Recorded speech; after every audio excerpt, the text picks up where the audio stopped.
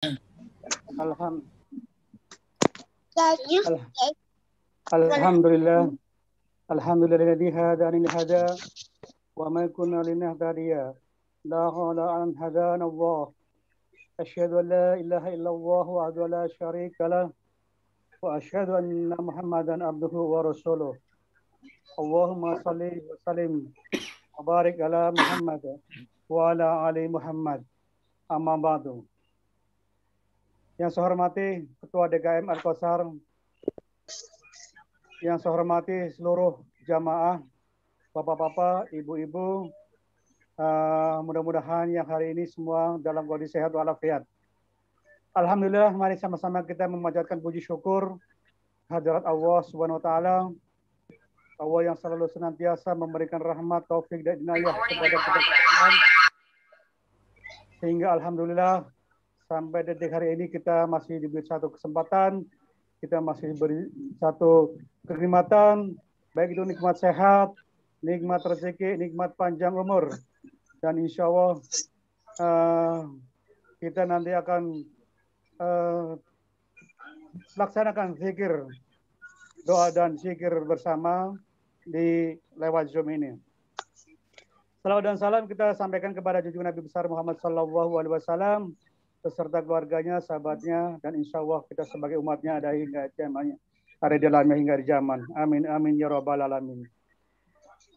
Bapak-bapak, ibu-ibu yang dirahmati Allah Subhanahu wa taala, alhamdulillah pada sore hari ini kita melalui lewat Zoom, alhamdulillah kita akan melakukan satu doa zikir bersama.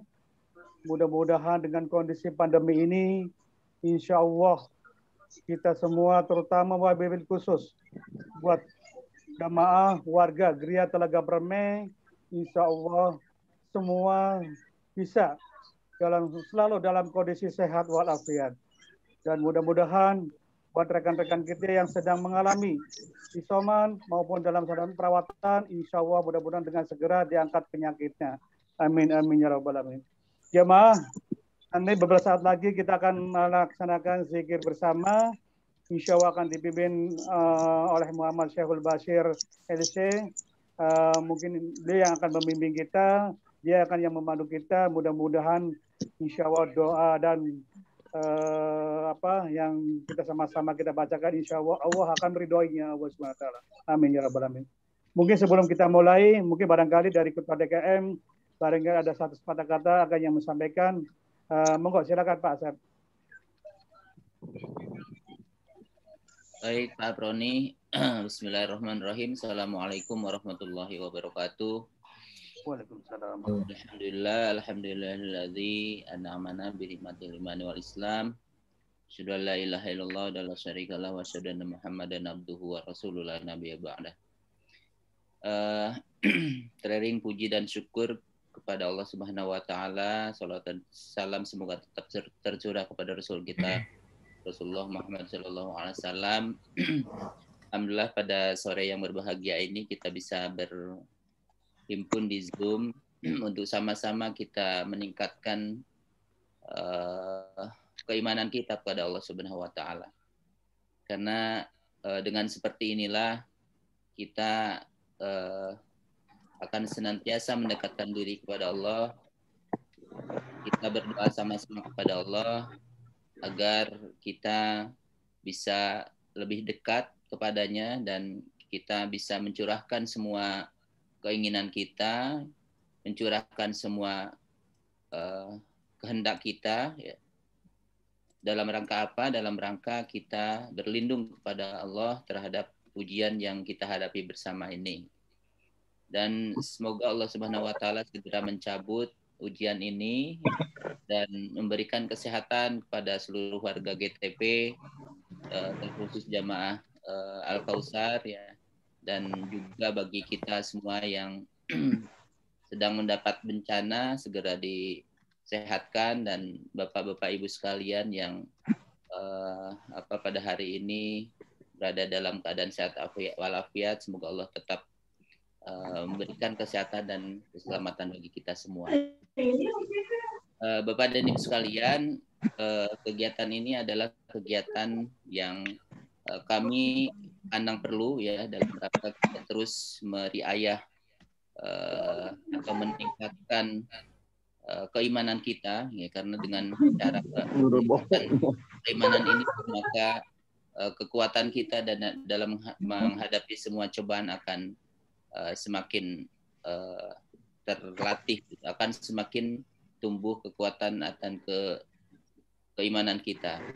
Dan semoga kegiatan-kegiatan ini yang kita lakukan dalam rangka mengisi kekosongan ya terkait dengan masa pandemi ini, dan ya kita juga sangat merindukan sekali untuk bisa tetap aktif di masjid ya, tetapi karena kondisi yang tidak memungkinkan ya sehingga kita terpaksa untuk melakukan kegiatan sementara di masjid. Dan saya tidak menginginkan atau kami tidak menginginkan bahwa kegiatan penghentian ini kemudian menurunkan keimanan kita atau menurunkan semangat kita dalam beribadah gitu. Sehingga kami berpikir bahwa kegiatan-kegiatan dengan segala macam hal yang bisa kita lakukan ya, baik melalui Zoom ini kita akan coba lakukan ya untuk terus kita membina silaturahmi, meningkatkan keimanan kita dan terus menjaga atau meriayah keimanan kita kepada Allah Subhanahu wa taala.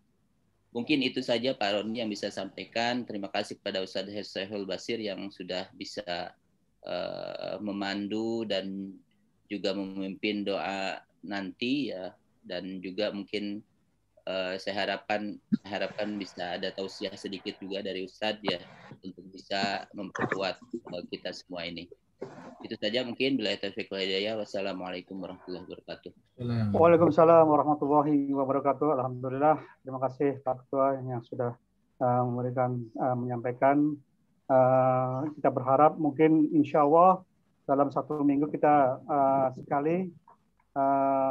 Insya Allah nanti minggu depan juga kita akan lakukan seperti ini. Kita terus rutin dengan kondisi kekosongan ini.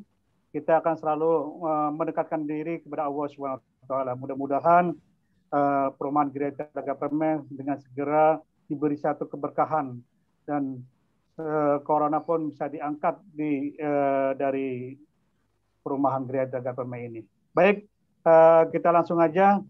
Mungkin nanti Ustadz Bashir yang akan memimpin untuk doa ini. Silakan, monggo Ustadz, silakan. Bismillahirrahmanirrahim. Assalamualaikum warahmatullahi wabarakatuh. Waalaikumsalam warahmatullahi wabarakatuh. Alhamdulillah hamdan katsiran thayyiban mubarakan fihi kama yuhibbu rabbuna wa yarda. Asyhadu an la ilaha illallah wahdahu la syarika lah wa asyhadu anna Muhammadan abduhu wa rasuluhu. Allahumma shalli wa sallim wa zid wa barik wa an'im ala habibina wa syafi'ina wa qurrati a'yunina Muhammad. Salawatullahi wassalamu alaihi afdhalus salatu wa taslim. Bapak Ibu jamaah masjid Al-Kautsar yang Allah muliakan, warga Komplek Gereja Telaga Permai yang Allah muliakan dan sayangi, Ketua DKM yang saya hormati Pak Asep, Ketua Bidang Budaya yang saya hormati Pak Afroni, dan beserta para pengurus. Insyaallah pada sore hari ini kita akan melakukan zikir secara berjamaah dan nanti di akhir ada doa, di mana zikir dan doa ini merupakan syariat yang diperintahkan oleh Allah Subhanahu wa taala agar dibaca oleh setiap muslim setiap hari dan khususnya pada masa-masa sulit. Karena itu pada sore hari ini saya menyambut niat baik dari program Ubudiyah dan juga program DKM secara umum. Kita adakan zikir berjamaah dan doa nanti di akhir dengan membaca wazifah, dengan membaca untayan doa susunan salah seorang ulama yaitu Imam Hasan Al-Banna. Dan karenanya saya harapkan jamaah semua, para pendengar dimanapun berada, mari kita sama-sama luruskan niat kita, tundukkan hati kita, rendahkan diri kita rendahnya di hadapan Allah Subhanahu wa taala. Sama-sama berharap bahwa kita makin kuat, kita makin tenang, ya, kita makin diberikan kesabaran dalam menjalani cobaan ini. Teknisnya saya akan baca. Ini ada tampilannya di hadapan pegawai jamaah semua. Saya akan baca. Nanti apakah kemudian jamaah itu bisa sambil ikut menyalakan suaranya di HP-nya atau laptopnya atau bagaimana? Itu saya gimana? Semua Ustaz. Dinyalakan saja Pak? Iya, dinyalakan suaranya. Baik. Berarti para jamaah bisa menyalakan suaranya dan kita akan baca bareng-bareng. Nanti ada beberapa doa yang dibaca lebih dari 1 kali, ada yang 3 kali, 10 kali, bahkan ada nanti yang 100 kali. Maka mari kita sama-sama niatkan dan mari kita mulai.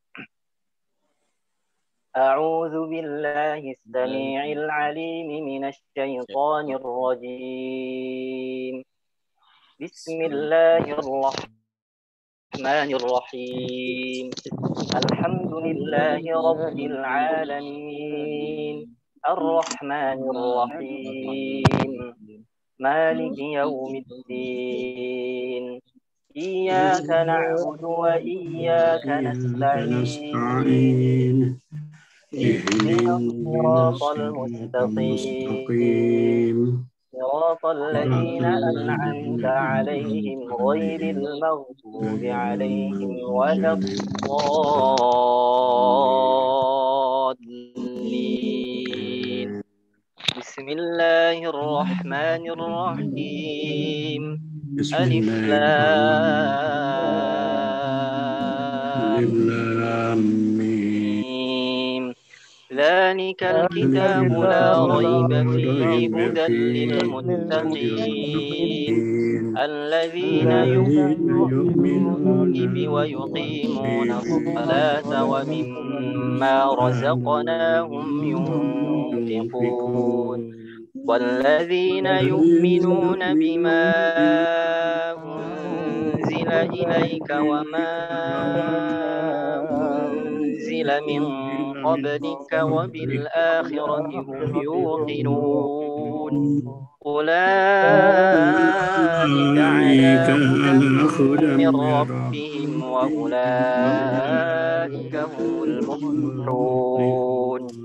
Allahu la ilaha illa huwal hayyul qayyum la ta'khudhuhu sinatun wa la nawm lahu ma fis samawati wa ma fil ardh man dhalladhi yashfa'u 'indahu illa bi'idhnihi ya'lamu ma bayna aydihim wa ma khalfahum wa la yuhituna bi shay'in min 'ilmihi illa bima sha'a wasi'a kursiyyuhu as-samawati wal arda wa la ya'uduhu hifdhuhuma wa huwal 'aliyyul 'azim.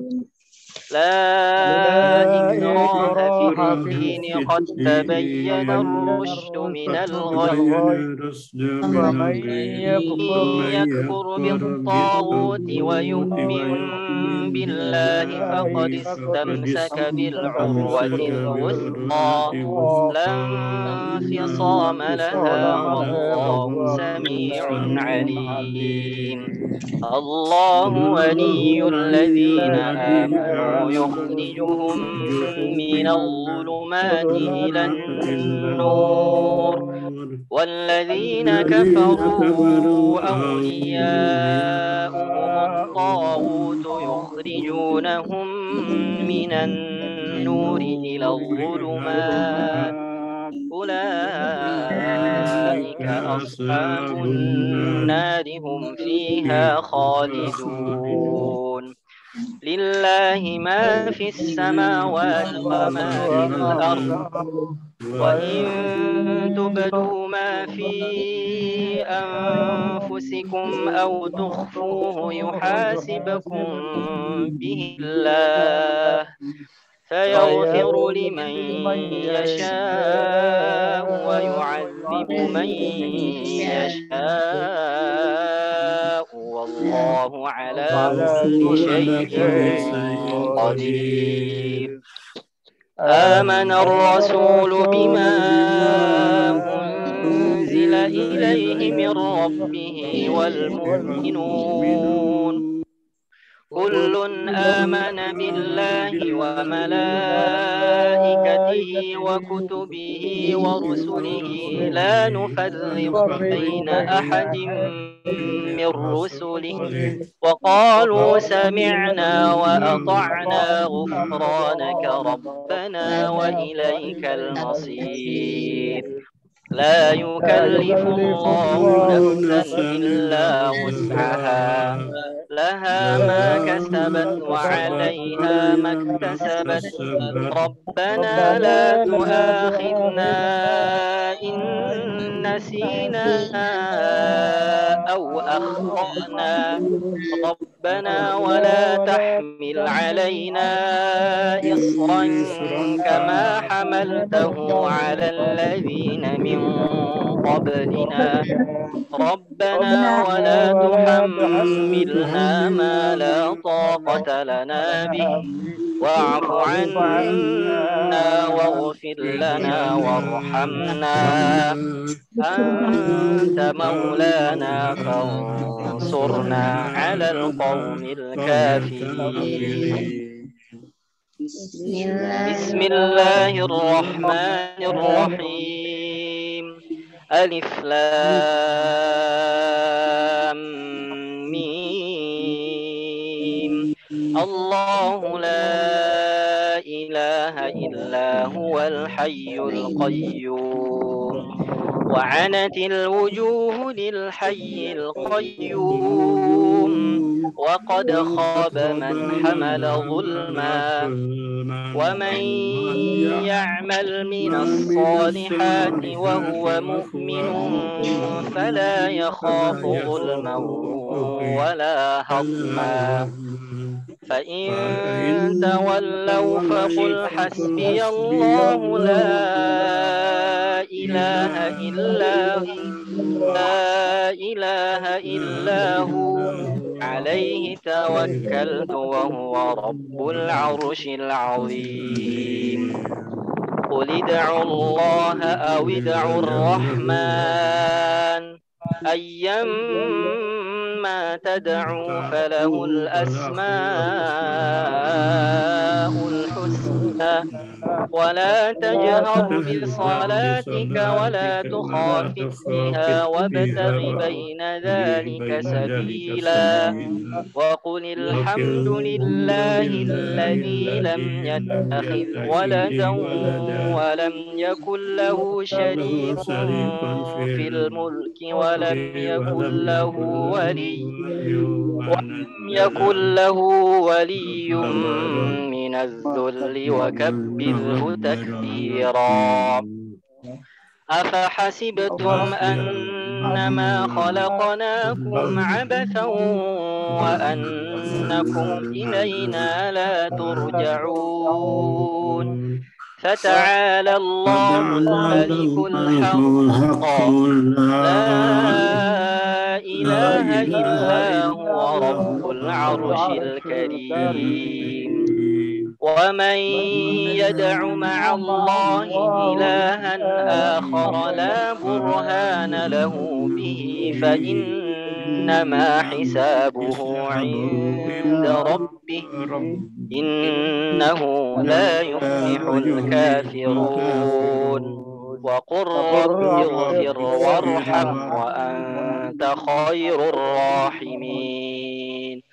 فسبحان الله حين تمسون وحين تصبحون وله الحمد في السماوات والأرض وعشيا وحين تظهرون يخرج الحي من الميت ويخرج الميت من الحي ويحيي الأرض بعد موتها وكذلك تخرجون ومن آياته أن خلقكم من تراب ثم إذا أنتم بشر تنتشرون ومن آياته أن خلق لكم من أنفسكم أزواجا لتسكنوا إليها وجعل بينكم مودة ورحمة إن في ذلك لآيات لقوم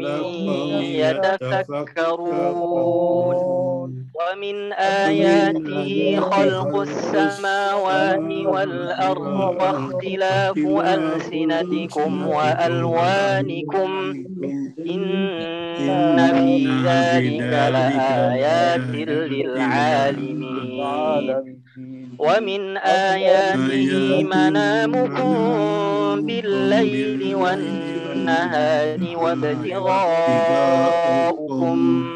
من فضله إن في ذلك لآيات لقوم يسمعون ومن آياته يريكم البرق خوفا وطمعا وينزل من السماء ماء فيحيي به الأرض بعد موتها إن في ذلك لآيات لقوم يعقلون ومن آياته أن تقوم السماء والأرض بأمره ثم إذا دعاكم دعوة من الأرض إذا أنتم تخرجون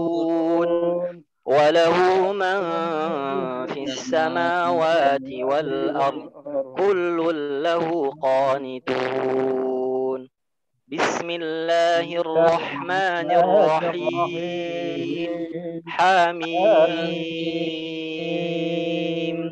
تنزيل الكتاب من الله العزيز العليم غافر الذنب وقابل التوب شديد العقاب ذي الطول لا إله إلا هو إليه المصير هو الله الذي لا إله إلا هو عالم الغيب والشهادة هو الرحمن الرحيم هو الله الذي لا إله إلا هو الملك القدوس السلام المؤمن المهيمن العزيز الجبار المتكبر سبحان الله عما يشركون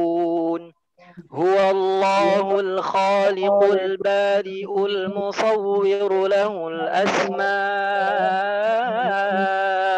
الحسنى يسبح له ما في السماوات والأرض وهو العزيز الحكيم بسم الله الرحمن الرحيم إذا زلزلت الأرض زلزالها وأخرجت الأرض أثقالها وقال الإنسان ما لها يومئذ تحدث أخبارها بأن ربك أوحى لها يومئذ يصدر الناس أشتاتا ليروا أعمالهم فمن يعمل مثقال ذرة خيرا يره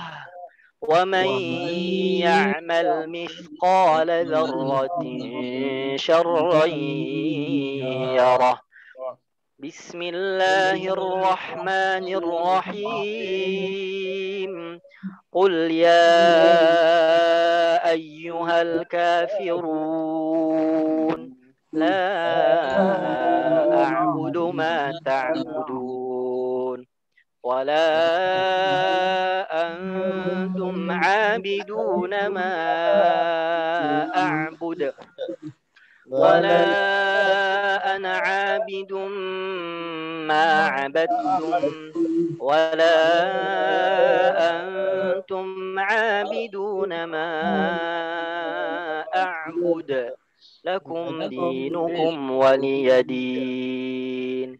بسم الله الرحمن الرحيم.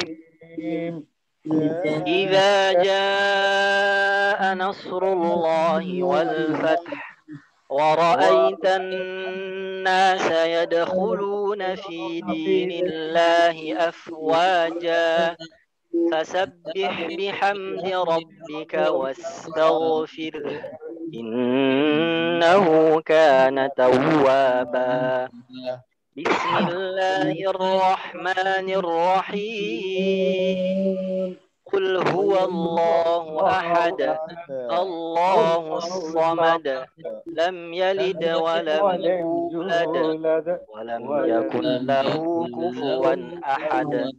بسم الله الرحمن الرحيم. قل هو الله أحد الله الصمد لم يلد ولم يولد ولم يكن له كفوا أحد. بسم الله الرحمن الرحيم. قل هو الله أحد الله الصمد لم يلد ولم يولد ولم يكن له كفوا أحد. بسم الله الرحمن الرحيم.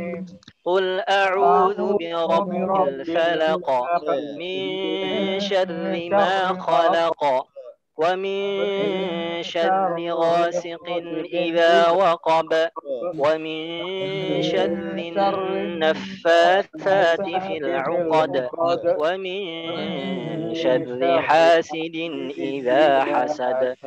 بسم الله الرحمن الرحيم.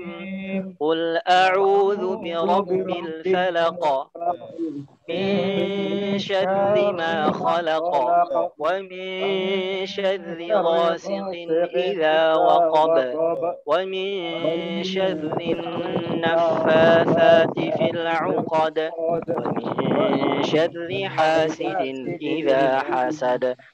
بسم الله الرحمن الرحيم. قل أعوذ برب الفلق من شر ما خلق ومن شر غاسق إذا وقب ومن شر النفاثات في العقد ومن شر حاسد إذا حسد. بسم الله الرحمن الرحيم.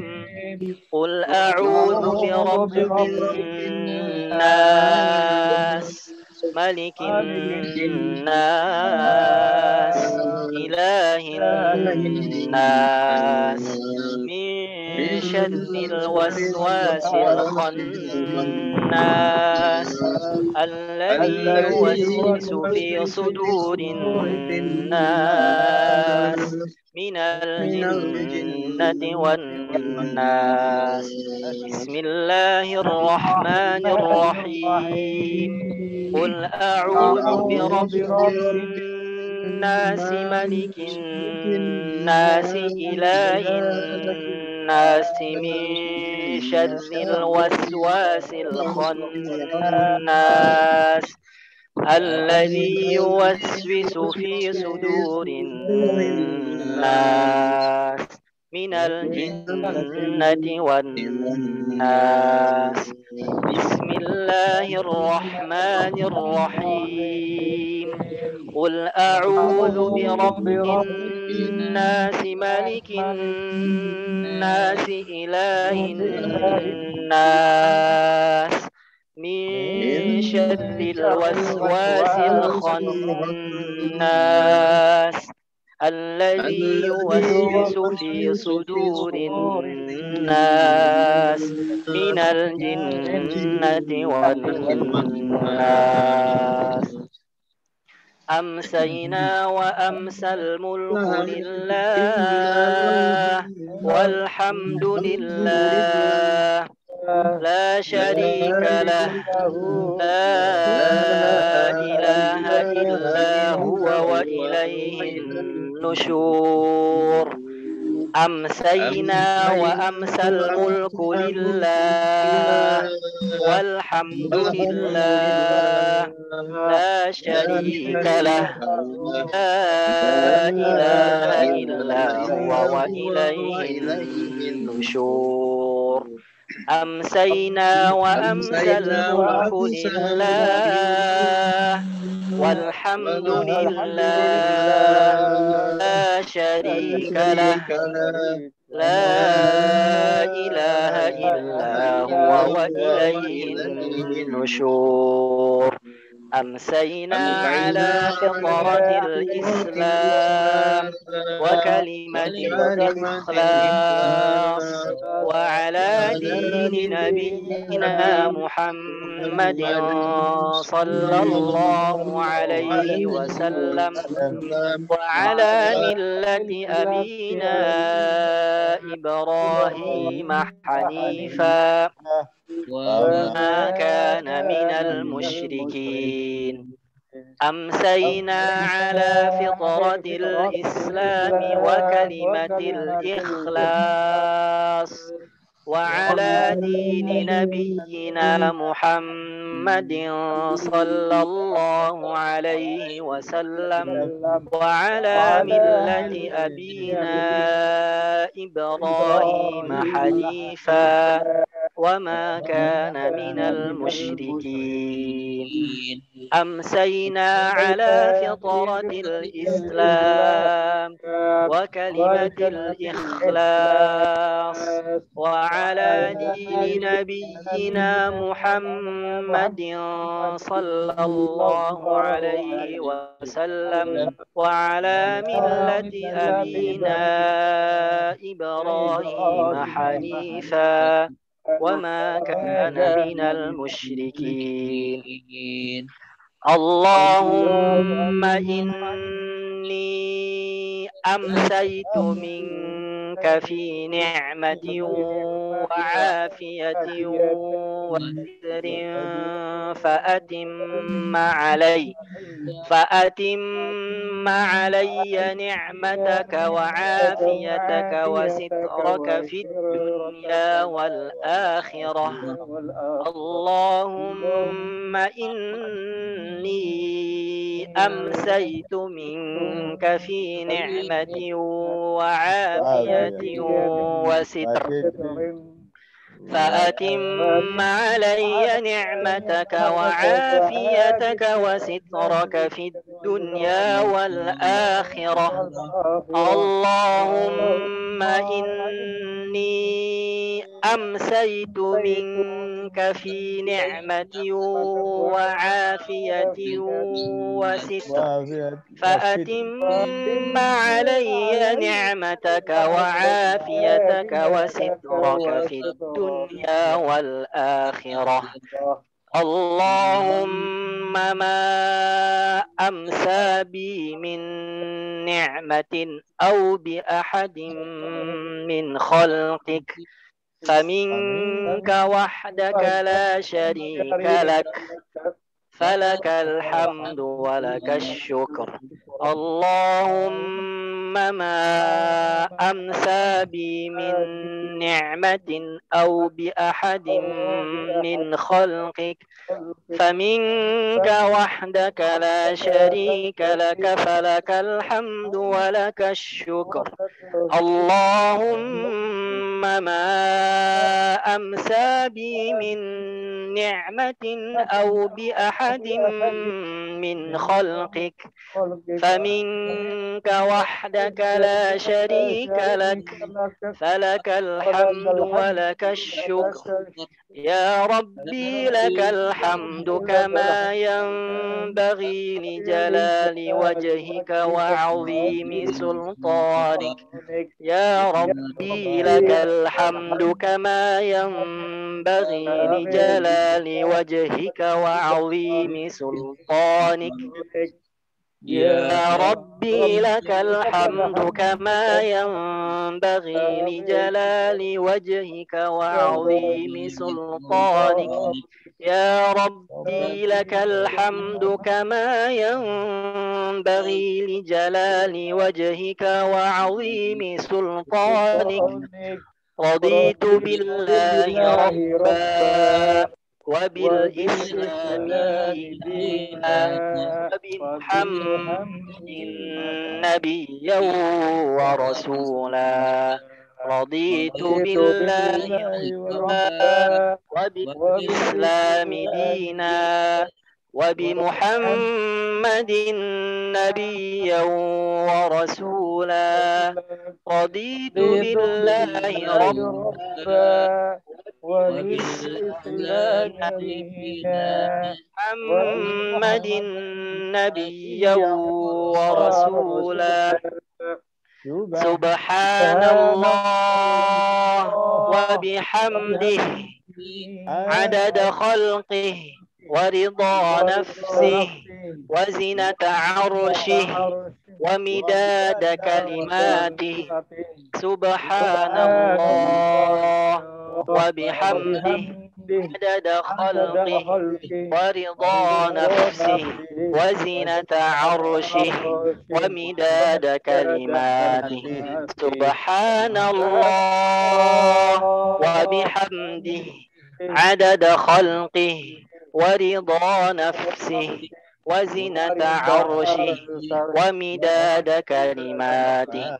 بسم الله الذي لا يضر مع اسمه شيء في الأرض ولا في السماء وهو السميع العليم. بسم الله الذي لا يضر مع اسمه شيء في الأرض ولا في السماء وهو السميع العليم. بسم الله الذي لا يضر مع اسمه شيء في الأرض ولا في السماء وهو السميع العليم. اللهم إنا نعوذ بك من أن نشرك بك شيئا نعلمه ونستغفرك لما لا نعلم. اللهم إنا نعوذ بك من أن نشرك بك شيئا نعلمه ونستغفرك لما لا نعلمه. اللهم إنا نعوذ بك من أن نشرك بك شيئا نعلمه ونستغفرك لما لا نعلمه. أعوذ بكلمات الله التامات من شر ما خلق. أعوذ بكلمات الله التامات من شر ما خلق. أعوذ بكلمات الله التامات التامات من شر ما خلق. اللهم إني أعوذ بك من الهم والحزن، وأعوذ بك من العجز والكسل، وأعوذ بك من الجبن والبخل، وأعوذ بك من غلبة الدين وقهر الرجال.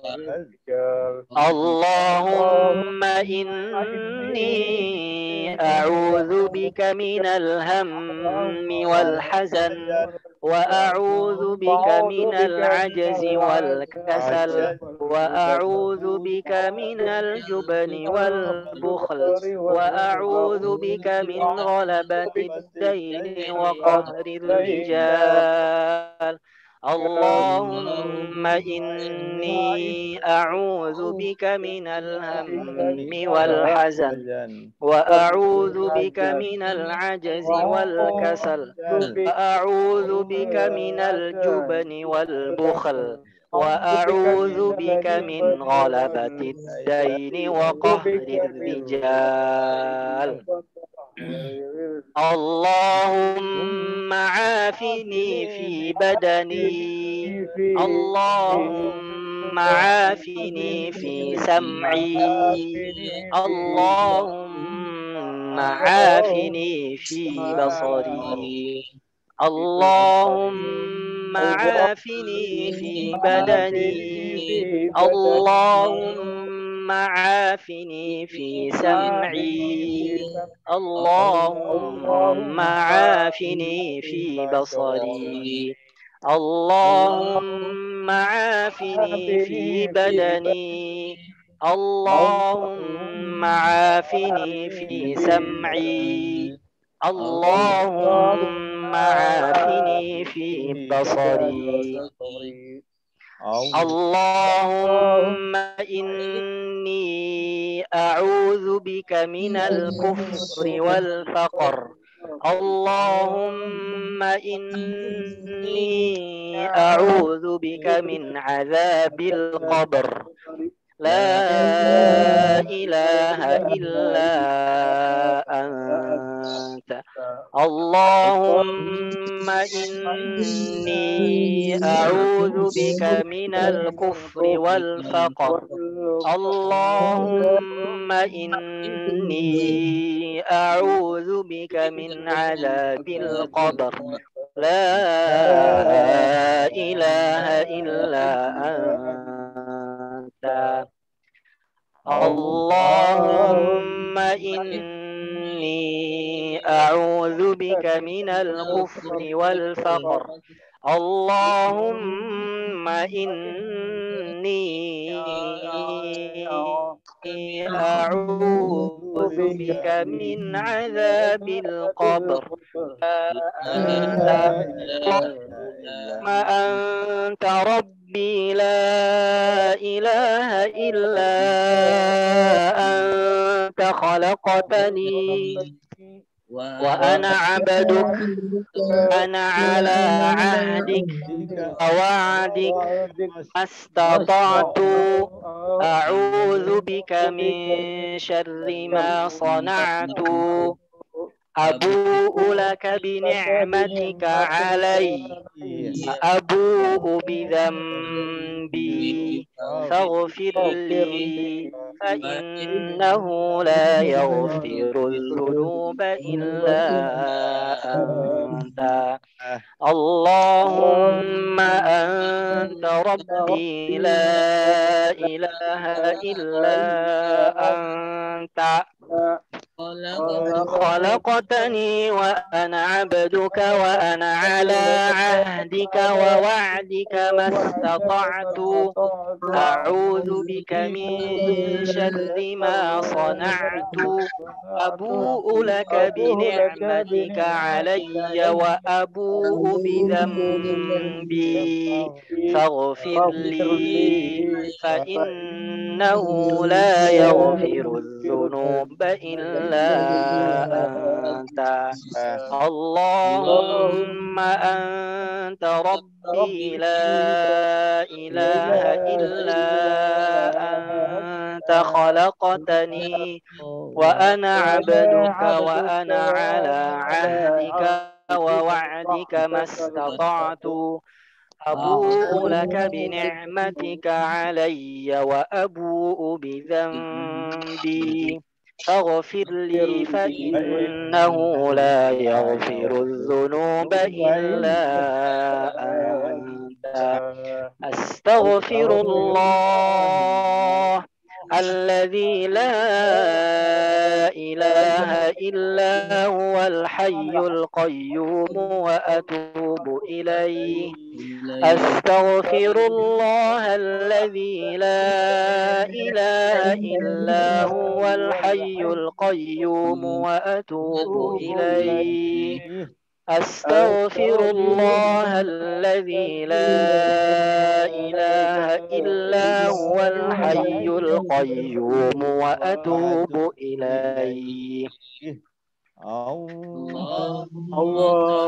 اللهم صل على سيدنا محمد وعلى آل سيدنا محمد كما صليت على سيدنا إبراهيم وعلى آل سيدنا إبراهيم وبارك على سيدنا محمد وعلى آل سيدنا محمد كما باركت على سيدنا إبراهيم وعلى آل سيدنا إبراهيم في العالمين إنك حميد مجيد اللهم صل على سيدنا محمد وعلى آل سيدنا محمد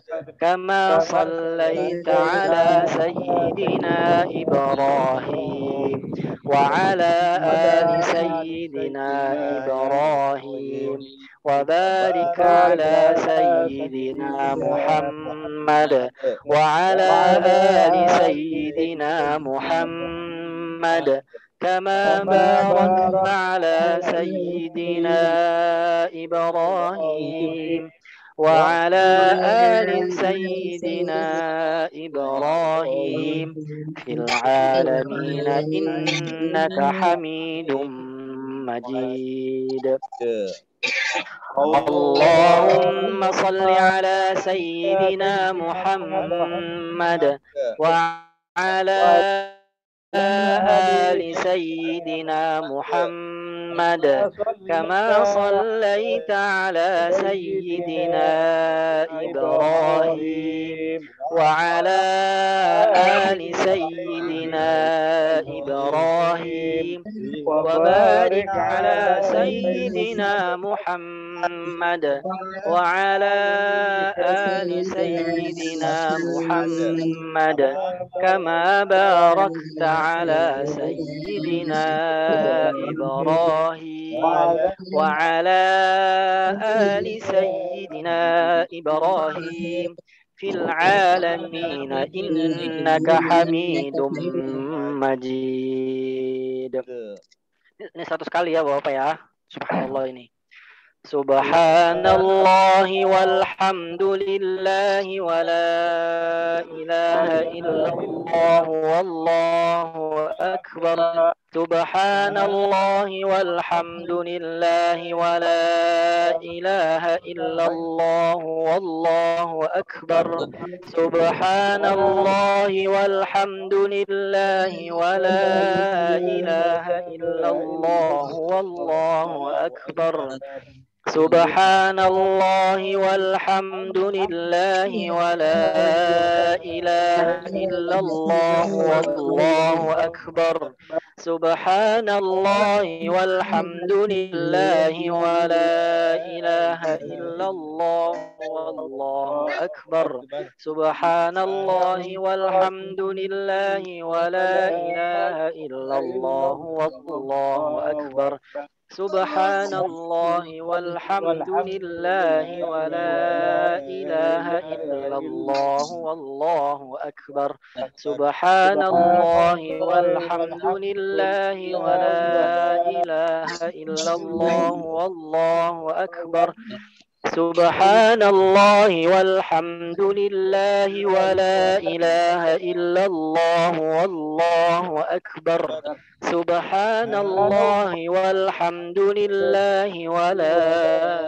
إله إلا الله والله أكبر سبحان الله والحمد لله ولا إله إلا الله والله أكبر سبحان الله والحمد لله ولا إله إلا الله والله أكبر سبحان الله والحمد لله ولا إله إلا الله والله أكبر سبحان الله والحمد لله ولا إله إلا الله والله أكبر سبحان الله والحمد لله ولا إله إلا الله أكبر سبحان الله والحمد لله ولا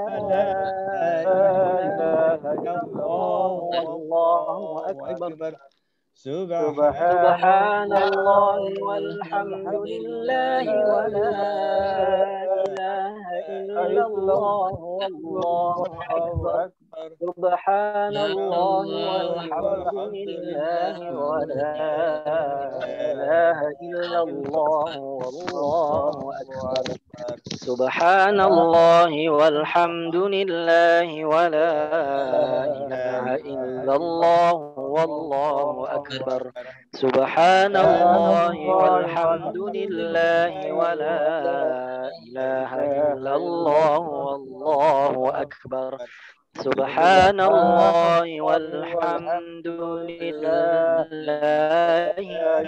ولا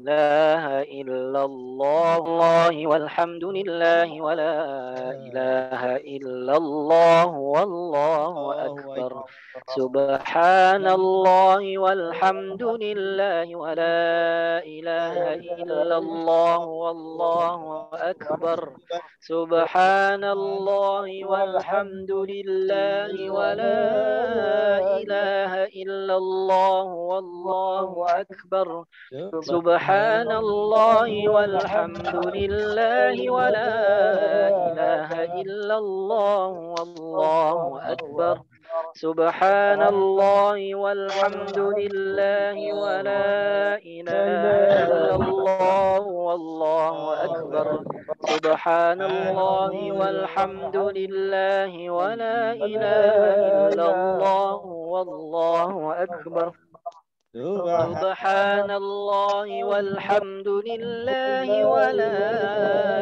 إله إلا الله والله أكبر سبحان الله والحمد لله ولا إله إلا الله والله أكبر سبحان الله والحمد لله ولا إله إلا الله والله أكبر سبحان الله والحمد لله ولا إله إلا الله والله أكبر سبحان الله والحمد لله ولا إله إلا الله والله أكبر سبحان الله والحمد لله ولا إله إلا الله والله أكبر سبحان الله والحمد لله ولا إله إلا الله والله أكبر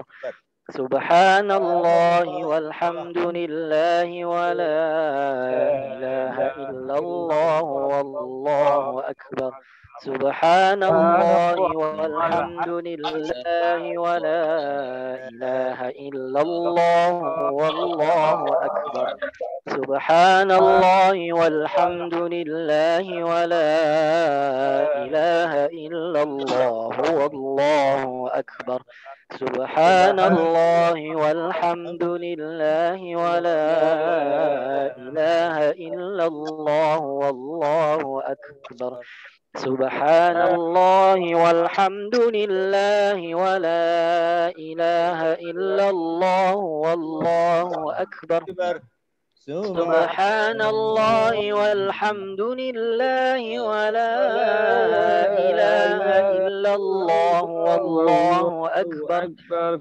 سبحان الله والحمد لله ولا إله إلا الله والله أكبر سبحان الله والحمد لله ولا إله إلا الله والله أكبر سبحان الله والحمد لله ولا إله إلا الله والله أكبر سبحان الله والحمد لله ولا إله إلا الله والله أكبر سبحان الله والحمد لله ولا إله إلا الله والله أكبر سبحان الله والحمد لله ولا إله إلا الله والله أكبر سبحان الله والحمد لله ولا إله إلا الله والله أكبر سبحان الله والحمد لله ولا إله إلا الله والله أكبر سبحان الله والحمد لله ولا إله إلا الله والله أكبر سبحان الله والحمد لله ولا إله إلا الله والله أكبر سبحان الله والحمد لله ولا إله إلا الله والله أكبر سبحان الله والحمد لله ولا إله إلا الله والله أكبر سبحان الله والحمد لله ولا إله إلا الله والله أكبر سبحان الله والحمد لله ولا إله إلا الله والله أكبر سبحان الله والحمد لله ولا إله إلا الله والله أكبر سبحان الله والحمد لله ولا إله إلا الله والله أكبر سبحان الله والحمد لله ولا إله إلا الله والله أكبر سبحان الله والحمد لله ولا إله إلا الله والله أكبر سبحان الله والحمد لله ولا إله إلا الله والله أكبر سبحان الله والحمد لله ولا إله إلا الله والله أكبر سبحان الله والحمد لله ولا إله إلا الله والله أكبر سبحان الله والحمد لله ولا إله إلا الله والله أكبر سبحان الله والحمد لله ولا إله إلا الله والله أكبر سبحان الله والحمد لله ولا إله إلا الله والله أكبر سبحان الله والحمد لله ولا إله إلا الله والله أكبر سبحان الله والحمد لله ولا إله إلا الله والله أكبر سبحان الله والحمد لله ولا إله إلا الله والله أكبر سبحان الله والحمد لله ولا إله إلا الله والله أكبر سبحان الله والحمد لله ولا إله إلا الله والله أكبر سبحان الله والحمد لله ولا إله إلا الله والله أكبر سبحان الله والحمد لله ولا إله إلا الله والله أكبر سبحان الله والحمد لله ولا إله إلا الله والله أكبر سبحان الله والحمد لله ولا إله إلا الله والله أكبر سبحان الله والحمد لله ولا إله إلا الله والله أكبر سبحان الله والحمد لله ولا إله إلا الله والله أكبر سبحان الله والحمد لله ولا إله إلا الله والله أكبر سبحان الله والحمد لله ولا إله إلا الله والله أكبر سبحان الله والحمد لله ولا إله إلا الله والله أكبر سبحان الله والحمد لله ولا إله إلا الله والله أكبر سبحان الله والحمد لله ولا إله إلا الله والله أكبر سبحان الله والحمد لله ولا إله إلا الله والله أكبر سبحان الله والحمد لله ولا إله إلا الله والله أكبر سبحان الله والحمد لله ولا إله إلا الله والله أكبر سبحان الله والحمد لله ولا إله إلا الله والله أكبر سبحان الله والحمد لله ولا إله إلا الله والله أكبر سبحان الله والحمد لله ولا إله إلا الله والله أكبر سبحان الله والحمد لله ولا إله إلا الله والله أكبر سبحان الله والحمد لله ولا إله إلا الله والله أكبر سبحان الله والحمد لله ولا إله إلا الله والله أكبر سبحان الله والحمد لله ولا إله إلا الله والله أكبر سبحان الله والحمد لله ولا إله إلا الله والله أكبر سبحان الله والحمد لله ولا إله إلا الله والله أكبر سبحان الله والحمد لله ولا إله إلا الله والله أكبر سبحان الله والحمد لله ولا إله إلا الله والله أكبر سبحان الله والحمد لله ولا إله إلا الله والله أكبر سبحان الله والحمد لله ولا إله إلا الله والله أكبر سبحان الله والحمد لله ولا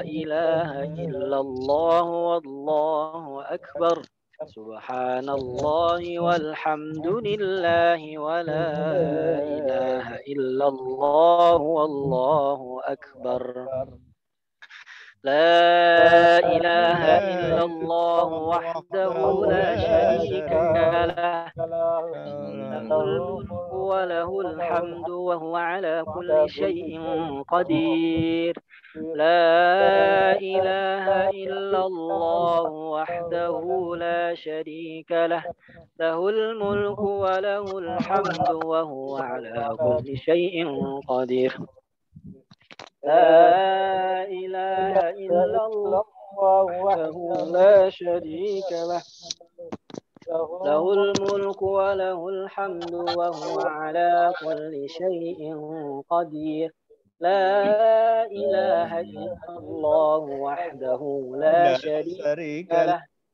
له الملك وله الحمد على كل شيء قدير لا إله سبحانك اللهم وبحمدك أشهد أن لا إله إلا أنت أستغفرك وأتوب إليك سبحانك اللهم وبحمدك أشهد أن لا إله إلا أنت أستغفرك وأتوب إليك سبحانك اللهم وبحمدك أشهد أن لا إله إلا أنت أستغفرك وأتوب إليك اللهم صل على سيدنا محمد عبدك ونبيك ورسولك النبي الأمي وعلى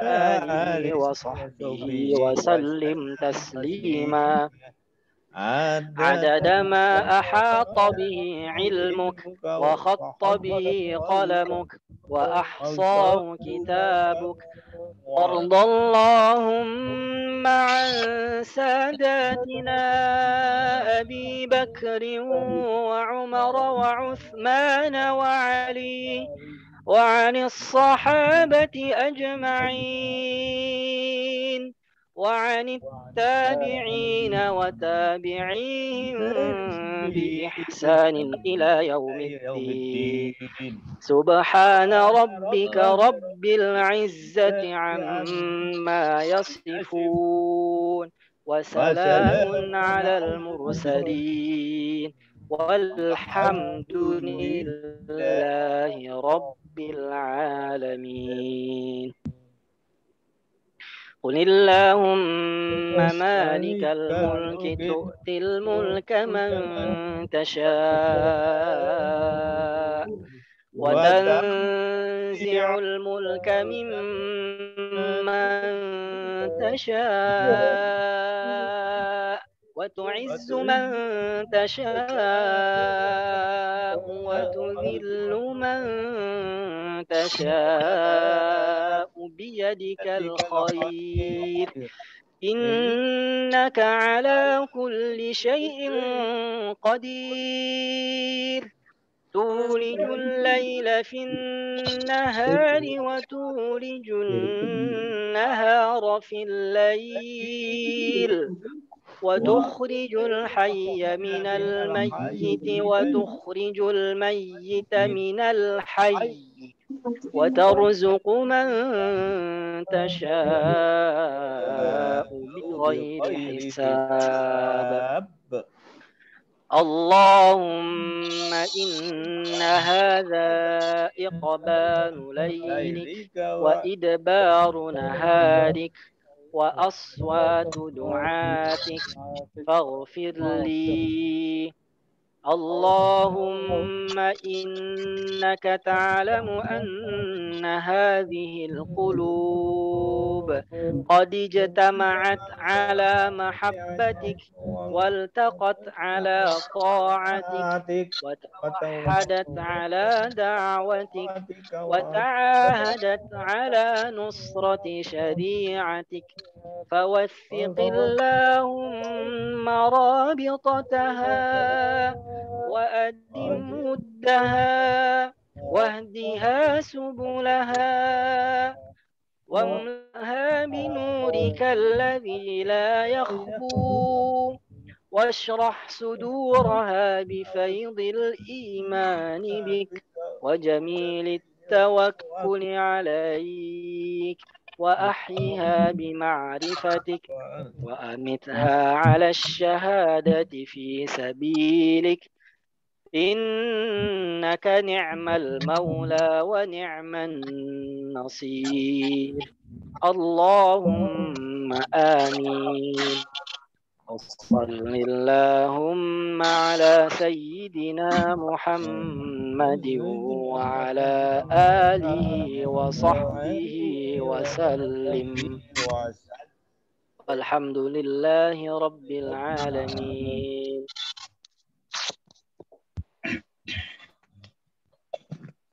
Demikian Bapak, Ibu, para warga Telaga Permai, para jemaat di Telaga Kota dan waktu ini bacaan surat kita.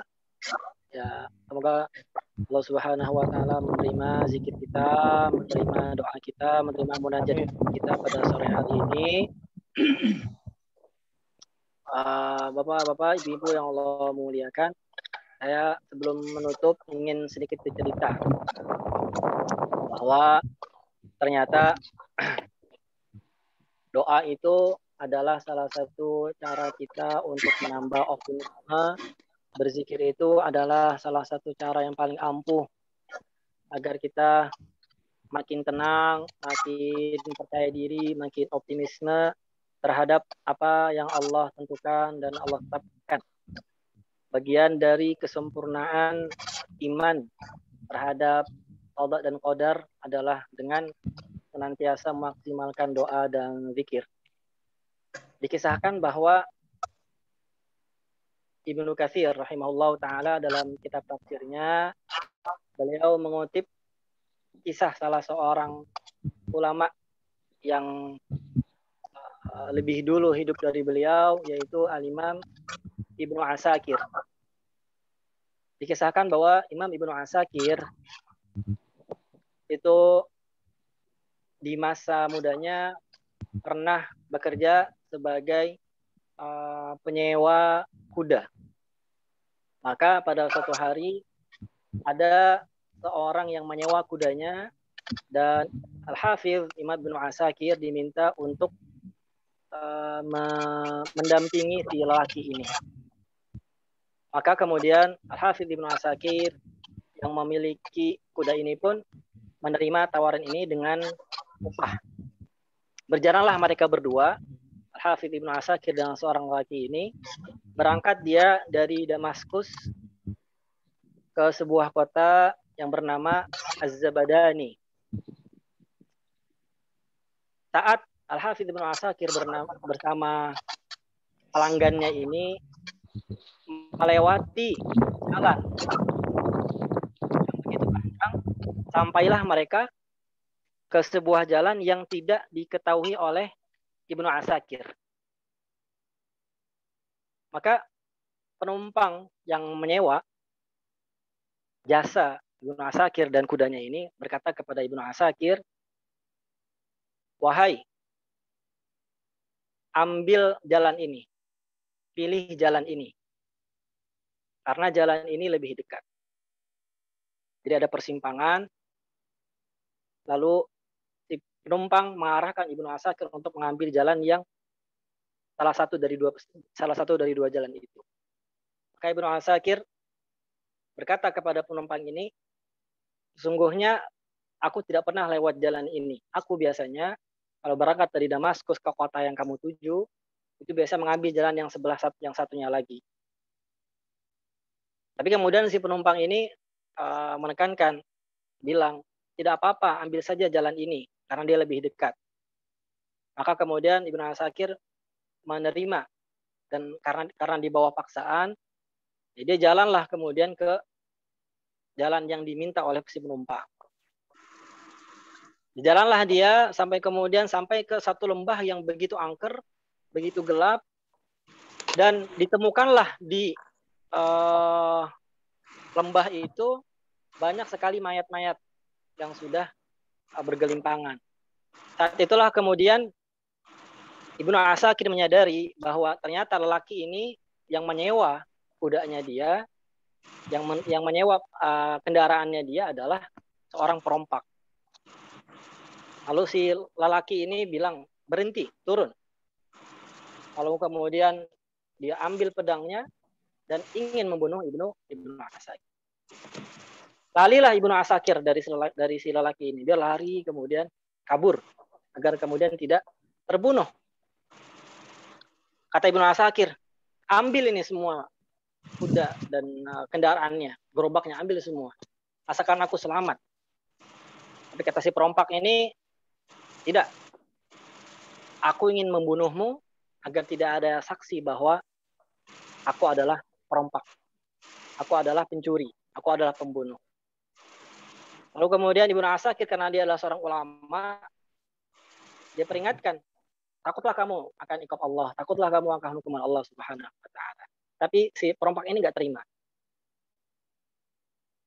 Maka kemudian Ibnu Asakir menyerahkan diri. Baiklah, kalau memang kamu ingin membunuhku, maka biarkan aku sholat 2 rakaat.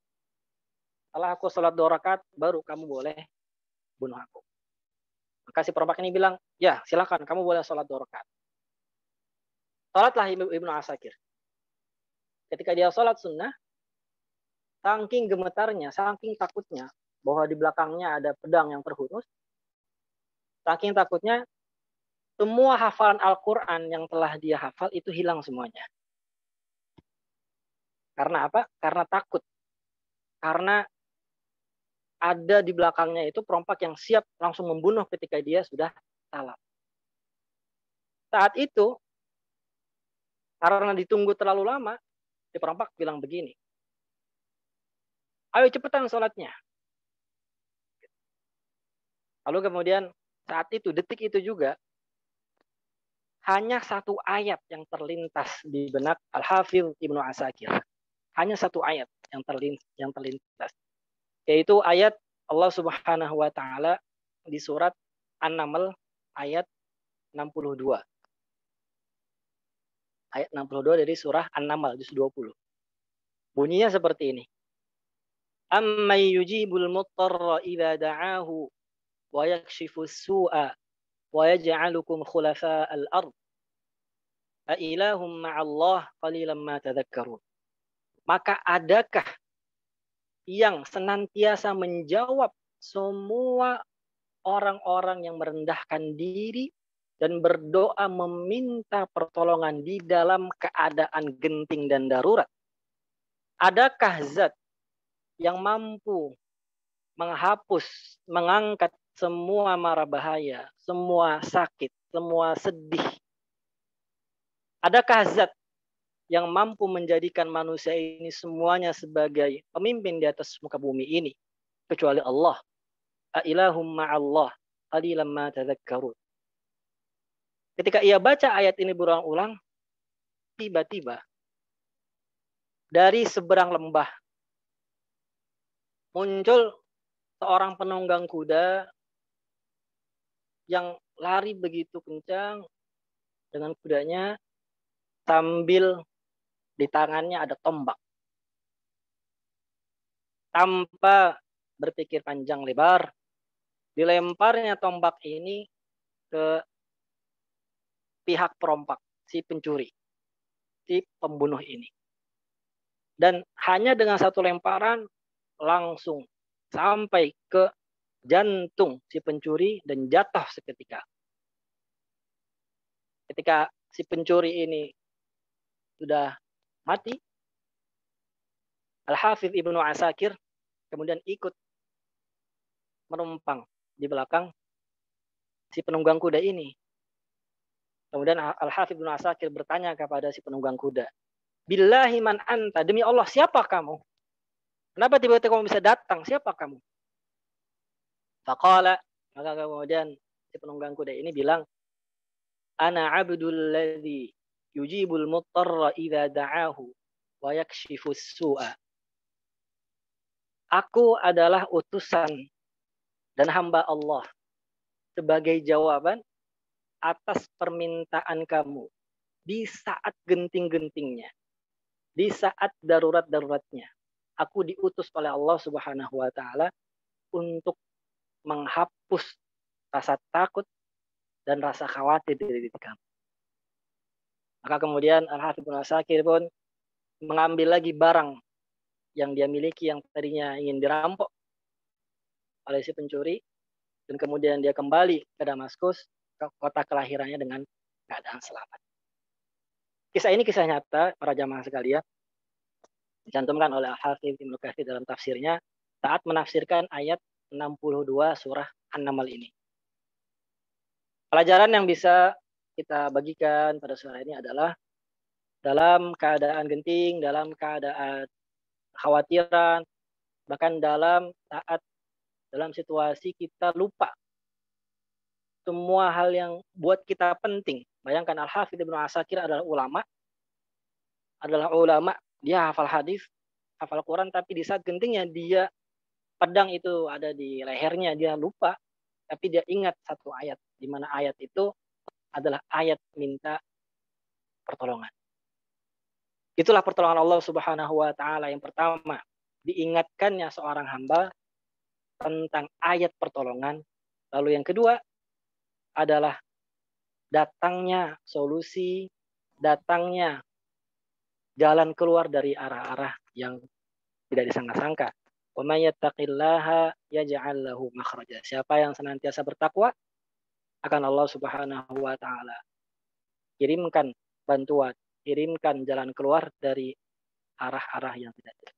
Hadanallahu wa iyyakum ajmain. Semoga bermanfaat dan sehat semua. Kita sama-sama berharap kita diberikan kesabaran, kita diberikan pahala, dan semua dosa-dosa yang kita perbuat sebelum pandemi ini itu dihapus sebersih-bersihnya karena dan sebab pandemi ini. Wallahu a'lam bishawab. Wassalamualaikum warahmatullahi wabarakatuh. Waalaikumsalam warahmatullahi wabarakatuh. Warahmatullahi wabarakatuh. Jazakumullah khairan kasiran Ustaz yang sudah membimbing kita, mudah memimpin doa, mudah-mudahan insya Allah apa yang sudah sama-sama kita bacakan, kita sama-sama kita menghadap kepada Allah Subhanahu wa taala, mudah-mudahan insya Allah meridhoi dan Allah akan mengabulkan apa yang kita inginkan. Mudah-mudahan Gereja Telaga Permai dengan segera diangkat untuk musibah ini, wabah ini, supaya cepat-cepat diangkat dari muka bumi. Khusus adalah di Gereja Telaga Permai. Mudah-mudahan sekali lagi doa kita juga buat para rekan-rekan kita yang sedang melakukan isoman, mudah-mudahan dengan segera diangkat penyakitnya, disehatkan kembali dan seperti sedia kala. Mungkin kita masih ada waktu, barangkali Pak Ketua DKM barangkali ada yang mau sampaikan dengan diadakan doa zikir bersama ini. Mudah-mudahan ini akan jadikan satu pertemuan kita nanti, insya Allah mungkin bukan hari ini aja, nanti lain waktu kita juga akan lakukan seperti ini. Barangkali ada yang mungkin masukan Pak Ketua DKM. Cukup Pak Froni, terima kasih jazakallah Ustaz Syekh Basir atas pimpinan doanya, memimpin doanya dan tausiah-tausiahnya. Halo, jelas ya. Pak? Gimana, ada ini? Kita masih ada waktu 10 menit. Cukup saya kira Pak dari saya. Jazakallah Ustaz Basir atas waktunya untuk memimpin doa Al-Ma'surat. Semoga dengan pembacaan doa ini kita bisa diberikan hidayah dan barokah oleh Allah dan segera terbebas dari musibah ini, mungkin gitu Pak Roni. Mungkin ini bisa program dari Ubudiyah untuk terus kita membuat kegiatan-kegiatan yang lebih bervariatif lagi, yang lebih bisa meningkatkan ruhiyah kita. Itu mungkin Pak Roni. Kita foto dulu ya. Ayo. Ya. Oke. Kita untuk dokumentasi kita capture dulu. Mungkin yang lain tuh, ini kameranya dibuka. Baik. Semuanya kameranya tolong di-on-kan Bapak Ibu. Kita dokumentasikan dulu kegiatan kita pada sore hari ini. Ya. Baik, semua lihat ke kamera. Ada 2 halaman. Oke, halaman 1 dulu. 1, 2, 3.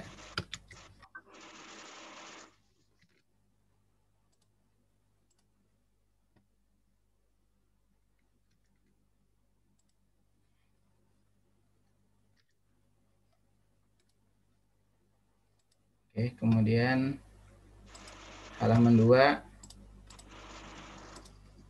Oke, 1, 2, 3.